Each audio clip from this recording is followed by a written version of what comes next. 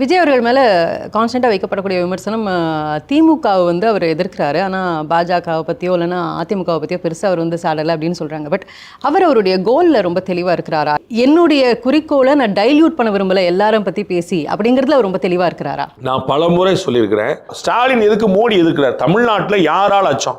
திமுகவை ஆட்டி பண்ணணும்னா ஆட்டி வைக்க முடியும், யாரும் அதிமுகவில் தான் ஆட்டி வைக்க முடியும்.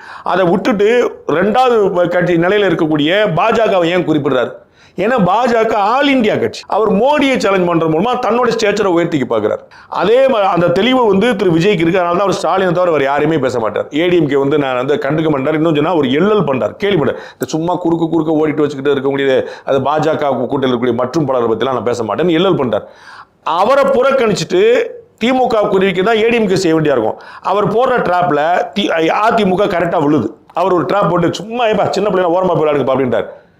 அது அப்படியே புறக்கணிச்சு யாருங்க விஜய், எந்த கட்சிங்க விஜய் அப்படின்னு கடந்து போயிருக்கிற விட்டு போட்டு நாங்கள் பழி வாங்கணும்னு என்ன இருந்தோமா, நாங்கள் இறங்கணும் தெரியுமா, நீ வந்து சீல் பட்டுருவா அப்படி இப்படின்னு சொல்லி வந்து அவர்களுடைய உயரத்தை குறைச்சிடும். அவர்களுடைய ஃபோக்கஸ் டிஎம்கே இருக்கும். இன்னைக்கு டிஎம்கேவை எதிர்க்கிறதுக்கு வல்லமை கொண்டது யார் அப்படிங்கிறது தான் கேள்வி. டிஎம்கே ஆட்சி இருக்குது. டிஎம்கே ஆட்சி தொடரணுமா மாறணுமாங்கிறது கேள்வி. அப்போ வந்து மாறணும் அப்படின்னு சொல்லி தான் யாருக்கு அப்படிங்கிற கேள்வி. தொடருங்கிறதுக்கு டிஎம்கே இருக்கு, மாறினா யாருக்கு? அந்த இடத்துல ரெண்டு பேர் போட்டியில் நிற்கிறாங்க பிரதானமா. அண்ணன் சீமான் மூணாவதா நிற்கிறார். அப்போ வந்து ஏடிஎம்கேவா தாவேக்காவாங்கிற இடத்துல தாவேக்கா தன்னை அழகா போர்ட்ரே பண்ணுது. நான் சொல்றேன், அவர்கள் வந்து சவால்னு சொல்லல, ஆனால் நான் தான் ஸ்டாலினை சேலஞ்ச் பண்ண முடியும் அப்படின்னு அவர் அழகா போர்ட்ரே பண்ணிட்டு வர்றார். ஏடிஎம்கே என்டிஏ அந்த இடத்துல மிஸ் பண்ணுது.